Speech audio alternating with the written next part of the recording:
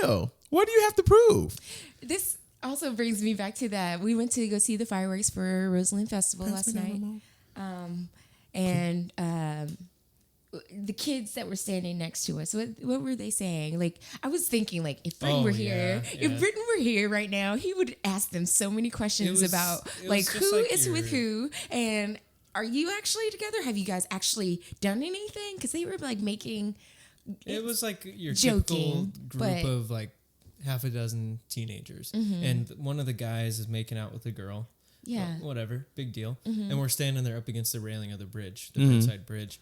And the girl and one of the other boys that was there kind of switched places, and I didn't see them, but you could tell like the boys got close to each other. And one of the girls said, "Oh, I thought it looked like you were about to kiss." And the guy goes, "Oh, it wouldn't be the first time we've kissed before." And it was something just funny, like we made out at Wendy's. Or some weird ass thing. This is Portland. Like, I mean, the guy was just making out with the girl. So it was like. You know, you weren't wondering like, oh my God, is he one of the gays? But I've never seen a group like kids. A solid group of teenagers that they just seem to not give one fuck about. Wow. We kissed before. No, and when I was like, I was overhearing this and I was just thinking, is this where the generation is going to be now? Like, you know, the next generation is sexual identity is fluid. You know, it's just like, well, great. I'm happy to hear about this. Yeah, I was just like. If Britton were here, he would ask them so many questions. Yes, I would have definitely been like, ooh, fill me in, tell me everything. Yes. But this also takes me back to the episode of Insecure with Molly and her guy. And when she disclosed her information about her being in college and having a same-sex experiment, you know. And she got completely turned off. And she got turned off when he said, you know, I've experienced this too. This is a big issue in the Black community too. Yeah. You know, because there's a lot of undercover things that go on in the Black community, and everything's shunned upon. But it's all the dirt's being done, and it's not being hidden well. Like we know, Like might as well come on out. Yeah, just let it be what it is. I was like, oh, why do we have all these issues that plague us? I'm tired of it. I agree. This goes like it's all the bigger issue. It's not just about sexuality, race, religion. It's all of those things. I mean, we can easily connect this to the thing on the Max yesterday. Yeah, it's all about like what the fuck is the big deal about somebody being different than you? Why is it so hard for some people to stomach just that somebody is completely different? I don't agree with you about this. We don't look the same. We don't think the same. We don't talk the same. We don't do the same things. And who fucking cares? Yeah. Really, like, what is the big deal? Yeah. It's been long enough. You can see that people can coexist peacefully and get along great that don't agree on anything. Right. Well, I mean... We should talk about what happened on the Max. Fill everyone in. Also, just so you're not afraid, I hope I'm not, you know, touching the bear and pressing on your male ego, but I know it's a microphone, and I know it can there. Look at. Yeah, I need you to really just square off. Get that dick shape right up there. Wait, I'm sorry. I laughed right into the mic. It's fine. I just need you to just go ahead and just thrust the lips in the direction of the mic. Yeah, then we can hear you. Beautiful, beautiful, beautiful. So what was it that happened yesterday? Because I also... Well, it's definitely still, you know, it was less than 24 hours ago. Yeah. So it's a developing, you know, no one knows all the facts. But what we saw was a guy who's kind of a known white supremacist type in the Portland area. He was on film at all these free speech pro-Trump rallies in the past couple months, and he's just ranting like a crazy person, honestly, hurling racial slurs and, you know, all kinds of shit at a couple women who appeared to be Muslim on the Max. And then a couple guys tried to intervene and got stabbed in the neck. 2 of them killed and another one injured, still in the hospital. Wow. But the crazy thing is, you know, we should be applauding the guys who stepped up to stand up for somebody and lost their life, you know, just trying to protect somebody from words. Yeah. And I'm like, this is going to make people like, you know, withdraw a little bit. Yeah. Now, you know? do you think twice if you're on the Max and you see somebody being just verbally attacked? Are you going to say something? Or you going to sit back and think, I'm not. I might get killed. Over it. You know. What? And so was this guy taken into custody? I'm sure. I'm yes. positive he's taken into custody. I think people were chasing him Max. off the Max, and they were following him, video him. But that brings up a whole nother He just thing. killed these people on the Max? Yep. And then it's on film when the police encounter him, still knife in his hand, defying the police, yelling at the police. But of course, they take the time to sit there, I was like, talk him where's down. the taser? Where's the taser? Wow. I was just coming to ask. You know, if this guy was not white, his ass would be in a puddle of blood on the street. It's bull. Yes. I was like, he's sitting there drinking a beer or something. I'm sorry. Like he's out there. Why is there any car? The bad part is, on one hand, you say good job for those cops because that's what you do. Yeah, you it's try what and you're you supposed take your to. time, de-escalate, Okay. take them into custody. But at the same time, why the fuck can't you do that to other people? Right? Now, but has there been a history of these issues? But Portland police there haven't been any real racial run-ins with. Oh, there has for sure. Yeah. Really? There was the 17-year-old kid, Quanice Hayes, killed a few months ago. The No, one that I didn't know about this. You know, he had robbed a couple people. You know, not okay, but still, that's not a death penalty crime. And they chased him into somebody's backyard. He had one of those BB guns that looks like a gun in his waistband. But he was on his knees, surrounded by cops. And they told him, you know, put your hands up, don't put your hands down. And he did. And one of the guys even said, you know, I thought it looked like he was reaching like to pull his pants up, but he doesn't even have a chance. So he gets lit up and, you know, wow, I didn't know about that. From a few feet away on his knees because, you know, what are they going to say? Well, we don't know. He might have had a weapon. Well, this guy stood there, killed 2 people. You know he has the weapon. He's holding the weapon at you. Drinking a beer or something. You don't know that he was drinking a beer. Hold up. Sorry, I know. I don't. Hold He's up. drinking something. Okay. But I mean, whatever. It's just the fact that, he's able to just kind of stand there, chill on his own terms, and that's say, what I'm making fuck the you. point of, I mean, he's standing there screaming, shoot me. Are you kidding me? I when I saw it, I was just like, that was my first thought. I was But just are like, you really surprised? I'm not surprised, but I just can't get with the unfair treatment anymore. This is just ridiculous when now. you see it, honestly, when you see it plain as day, you see 2 different treatments happen. Honestly, I am not surprised, but at the same time, it's shocking. It's still very shocking to see it. It's all about it. Just to see it. Yeah. It's all the difference, the ways that people talk about it too. And like I said, this is a developing thing, but already less than 24 hours after it's happened, in all the articles, they're saying, you know, police think this guy was mentally ill. If you're a white guy and you do this, you're mentally ill. If you're a black guy and you do this, you're a thug. If you're a Muslim, Middle Eastern looking person, you're a terrorist. If you're Hispanic, it's like, well, see, that's why we need the wall. We don't need this. But if you're a white guy, oh, you know, he had these issues. You know, he should have got help. Yeah, this is just like the motherfucker who went in that church in North Carolina. Yeah. Yeah. Same bullshit. Brutally. Yeah. That's the bigger issue, is this should be called out. That's a terrorist attack right there. You go and attack people because of their skin color and their religion, and then you kill people over that. Point. Yeah, I'm going to need y'all to recognize your own. Terrorist attack. Good point. Yeah. Those be the main ones. It don't be the people of color. It be these crazy white motherfuckers out here that be doing this shit, okay? Call it what it is and recognize what it is. It's a fact. And it's scary because I don't know what steps to take. You know what I'm saying? Like in my head, I'm always creating scenarios for if I ever get stopped by a police officer. Well, here's one thing. Before we came over here, and you know, little asterisk here, I'm not a huge Hillary Clinton fan, but we're sitting there on the couch talking. Hillary Clinton's already got a statement out about this, condemning it. You know, Hillary Clinton's just a citizen in the United States. Yeah. Where is President Donald Trump to condemn this? Don't put Get that your name on ass here. up there and talk about it, because these Of course people no. are emboldened by his rhetoric. Yes. You sit there and say, we want a total shutdown of Muslims coming into the United States till we figure out what the hell is going on. That gives somebody like that a license to sit there on a public transit and scream at those people and tell them, you don't pay taxes, get the hell out of here. But he's the main reason why any of this is even moving forward, by the people he's put in his cabinet, by these motherfuckers cutting their program and taking money and taking it out of the systems that need to be set in place. Like he's the one who's fundamentally supporting.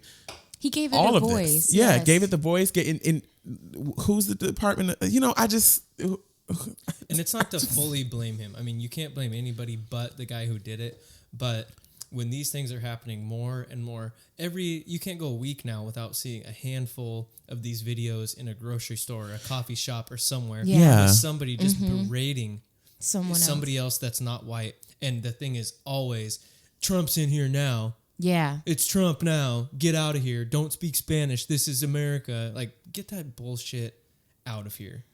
Also, it's happening. It's trickling. It's been happening, but it's in the high schools too. I saw a story yesterday about Tiger at High School, and now Snapchat people are putting those racial slurs and all kinds of fucked up stuff on those because now it's like a location wide kind of Snapchat. So whoever's in that location and area can see all the Snapchats that are being posted.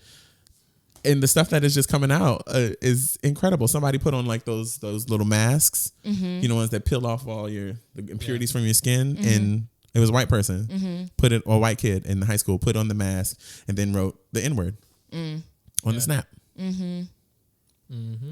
This shit is alive and well. Shit is alive and well. Yeah. And also, I also think like for younger kids, high school kids, I know they know what they're doing and they think it's funny, but do you realize the gravity, the heavy gravity of what you're saying, like the history behind it, the movement. They don't know no more history. All that shit's being washed out. Yes. And it's just like, okay, like you don't realize what people had to do and fight to get rid of that. Yeah, for your spoiled ass. For your it's just privileged ass. It goes perfectly into that was one of the other things I wanted to talk about. If you saw last week where the mayor of New Orleans gave the speech about the Confederate monuments, did you see that? No, I didn't see this. Okay, Britton, you and I are from the South. I never would have thought a mayor, a representative would say something so positive about this happening. It was like, okay, I'm from the South and I miss it sometimes. I get very emotional about the South. I miss being home. I miss my family sometimes. I'm the only one over here. Yeah. And a lot of times I'm like, I don't think I'll ever be able to go back home because of, the values that are there. Yeah. It's just not, I don't have the same thinking. Right. But to hear this kind of a speech from a representative of a southern city that is huge, one of the biggest cities in the South, like that's the Do I need to look up this? I need to look this up. You need to look it up. That's the statement we want the South to have from now on. Well, Did people take to it well? Let me finish my point there. Sorry. Oh no, not there was protests and all kinds of stuff in New Orleans because they removed these 4 Confederate monuments, but and the mayor's a white guy.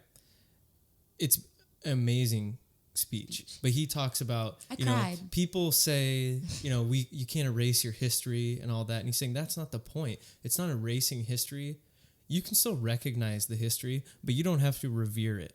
A monument is not for education. It's to honor something. They don't just put monuments about, here's something you need to learn about. Let's throw a monument up there. You put up monuments, statues of people who are to be revered, that you look up to. And part of what he says in his speech is if you're a parent and you have a young black child and you're walking by this monument, how do you look at that and tell them you're equal? This is history, because he made the point. He said when those statues were erected, they were put there to say, like, make no bones about it, who is in charge. Yeah, we are still watching you. You know? But what I was going to say, you see the tremendous progress of that. That's amazing to say we are not going to have these in our city. Okay. So there's that. That was great. And then a week later, Alabama passes a law it is now against the law to remove a Confederate monument. Mm-hmm. Get the fuck out of here. Yeah. Seriously. Mm-hmm. And who, well, he's a general, attorney general, but I just am like, this just in states. Sorry. And I have a lot of family in Alabama too, and that just broke my heart. I have never had any desire to go anywhere near Alabama or Mississippi. Not once. I have a lot of family in Selma and Birmingham. My dad was born in Birmingham. Still have a lot of family down there. And yeah, like I want to go back there, but again, like it just feels like my values and what I think would clash with the traditions that are there. And how would you feel going down there with Andrew? With Andrew, I would feel you would fine. probably be on high. Oh, you would be fine. You wouldn't be on high alert at all. Oh well, yes, I would definitely be noticing. You would pull a people Malaria Trump. us. Get your hand off me. No. I would still. No, Andrew would still be by my side, and I would not hide that at all, because if you don't like it, then you can kick rocks. Honestly, this is my life, and I'm living it. Yeah, you can live yours. Yeah, it's just. Yeah, I just am like hearing that though from New Orleans, a city that I've always loved. I just am like, thank you. And now you want to go to New Orleans even more now, don't you? You want to go get you some beignets and some prawns and some jambalaya and some gumbo. Yes. But yes, it was a good speech. You should look it up. Okay. All right. I'll check it out. Well, geez, we've covered a lot of topics today on what we learned this week. Wow, this is like a show. Yeah. It's like real. It's like real or something. It's like professional or some shit. I don't know. It's a real podcast. Damn. We out here slaying these hoes. Slaying these hoes. Bring it back, baby. Slay these hoes. Come in the room, Jesus. We need to get all these phrases back in. Well, where can people find y'all at? Where can people plug? And what do you have coming up? What are you working on? Talk about what you're like working on. What you want to bring to reality and fruition. Go on, sister. Okay. So a few years ago, I lost my mother. Her name was Veronica, and women like her, I felt like had tremendous talent, well educated, but had no place or voice or place to express their stories, tell their experiences. And being a woman of color here, having my friends Christine, Olivia, Courtney, growing up with them, and then I had this brunch with all these amazing professional women who have moved here to Portland, maybe recently, like in the last 2 years or so. And hearing their experiences too, like we all have the same overlapping stories. And I was just like, this is something, So I'm trying to figure out a way that I can perhaps make photo shoots with these women, perhaps to tell their stories. I would love for you to be involved with it because you're an amazing interviewer. Yes. And I just was like, I wanted to. And also because there's other girls at that Andrew works with at his school, and they have these experiences that I had experienced as a child, as a teenager. Yeah. Didn't feel comfortable in my own skin. Yeah. Didn't feel comfortable having my natural hair. Feeling like everybody was looking at us. Yes. Yeah. And I was just like, okay, I have to show these women of color that you are beautiful in your skin. That it doesn't matter what everyone else looks like. You are beautiful because in your own right. I kept asking the same questions of my friends, how did you feel growing up in high school? What high school did you go to? Where was your high school? But one story that stuck out was they were told that they were pretty for a black girl. Everybody has that story, right? Yeah, okay. You're pretty for a black girl. What the fuck does that mean? Yeah, you don't know if that's a compliment or not. Am I pretty or am I it's like a backhand slap compliment. I don't know. Right. So when I heard that I've had this story happen to me before, my old roommate's brother was like, "Yeah, you're pretty for a black girl." What do you mean? Will you please go into detail about this? Please explain what you're talking about. When you say so, that, what standard of beauty are you holding me against? Yeah, exactly. So, and I was just like, okay, I have to let these girls know that they're pretty for girls, You know, like they. Yeah. Like anybody asked you your opinion to begin with. First of all, who do you think you are? Yes. Because you're ugly. Very ugly. And I was just like, okay, yeah, I see where, you know, people's eyes are, you know, I'm having a hard time speaking right now. Sorry. No, it's fine. But it just like got me really upset. Like, damn. These microaggressions are some shit, aren't they? Yes, it's a microaggression. Thank you. Yes, and it pissed me off, and I was like, I gotta do something in print that just is like, Black women are beautiful. Yeah, and we are our own category of beautiful, just because we are who we are, and we have it in our DNA. Right. I'm just gonna say that. Right.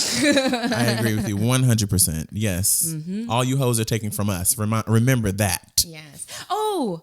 Bachelorette time is a Black woman for the first time and ever. I was, you know, honestly though, I was a little scared though, because I was like, I wonder how the ratings are going to be because this is a Black woman. Yeah. Oh, so Olivia, she was telling me about someone that she talked to about the show, and they're like, I don't really find her attractive, and she was like asking why.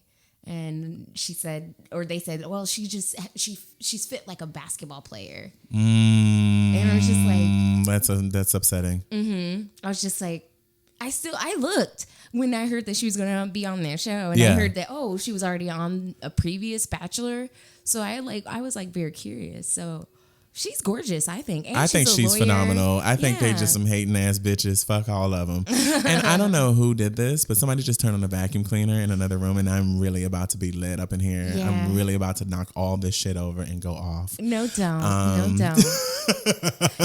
You're doing really well. I would have to also say, Britton, from where you began in the dining room, I was there too. You were doing your thing, and I'm really proud of you. I'm just trying. So how did having this meeting with these lovely ladies inspire you to do something and to take that next step in your own artistic and creative expressive journey? Well, all of them were professional women out here, or have like moved here for jobs, or their spouse has moved here for a job. Yeah. Like I just did not expect, like you see all these Black folks, you're like, wait, where are they coming from? Yeah, that photo that you took was amazing. I was like, look at all this hair, look at all this melanin, look at all these curves. Like, I'm getting all of my life. Yeah, I was just like, where are you coming from? What do you do? And all of them were professionals coming here from other California, Philly. All of them had their hair done by my hairdresser as well, Sean. I want to have Sean here. I want to have Sean on the show because she also did me really well. Her and she and Jenny, I think her name is Jenny. Yeah, at the shop. Yes. Yeah. Mm-hmm. Yes. They kick ass in that place. They are phenomenal. Yeah. Mm-hmm. I would love to do like a cast from their shop if they would let me. Yeah, you should talk to their owner about that. I need to reach out to her. And she seems space busy. Is really cool too, right? Yes, yeah. I'm really glad you recommended that to me. Mm-hmm. Like legit. Mm-hmm. And so you with this inspiration, you want to create. Yeah, it's more visuals of women of color. Yes. Just I take photographs, and I'm not like high end, heavy duty like you, but I would love to collaborate and just get a space where we have a backdrop, the lighting, get them to feel beautiful, you know, like it's as much for them as it is for me, right? And it's as much for everyone else to have a role model, because we didn't have that as kids, and that's why we felt so awkward in our own skin. Representation. Yes, exactly. And not saying anything about like Naomi Campbell was a model when we grew up, so was Tyra Banks. Not to say anything against them, but at the same time, it's just like, we need more of that. We need more of them representing their natural selves versus the, Yeah. The That's also like a supermodel is never going to be identifiable to most girls. Exactly. Regardless. I mean, they're Black, but they're 6 foot. Yeah. Tiny exactly. waist, big tits. Yeah. And I am far from 6 foot. I'm like 5'2". That's pushing it.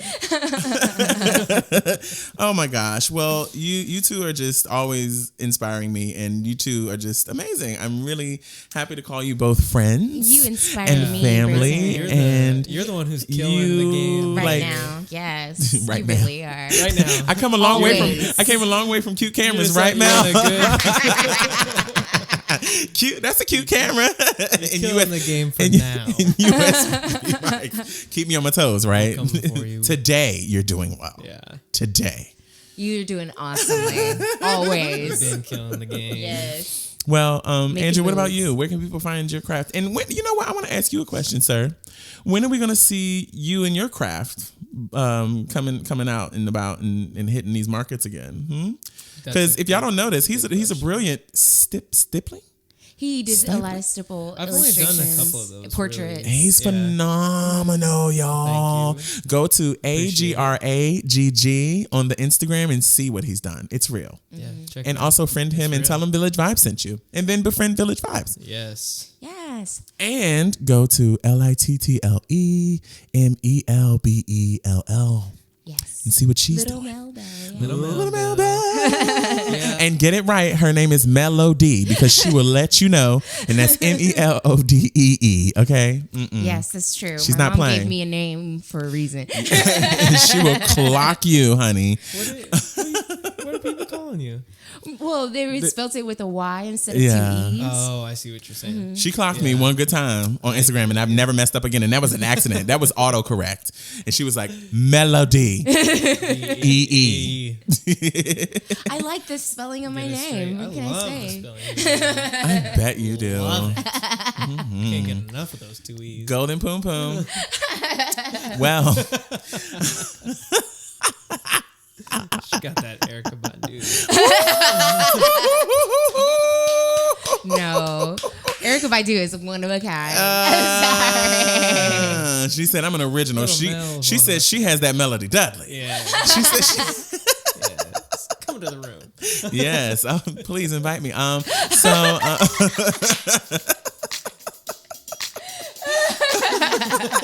Please invite me.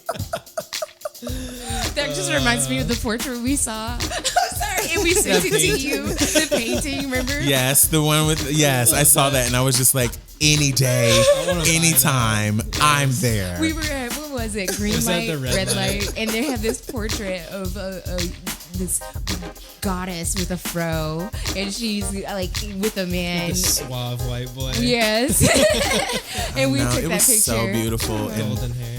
just oily and just honey and oil or no, that doesn't sound right. That doesn't sound right. Anywho, thank y'all so much for just always just coming back on the show and supporting. Remember, it takes a village, everybody. So like, share, subscribe, let your peoples know, tell your husbands, tell your wives, tell your kids, tell your sons, tell your daughters, tell your aunties, tell your uncles, tell the Essence Festival, tell Tumblr, tell Spotify, tell Facebook, tell iTunes, tell You can just tell. share on all of those anyway. Yes.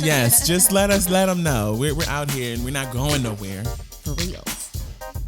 All right. here to Anywho, it's Playing. told you. All right. I love y'all so much. We love you. Thank you. It's been wonderful. Yes. Bye. Bye. Boy.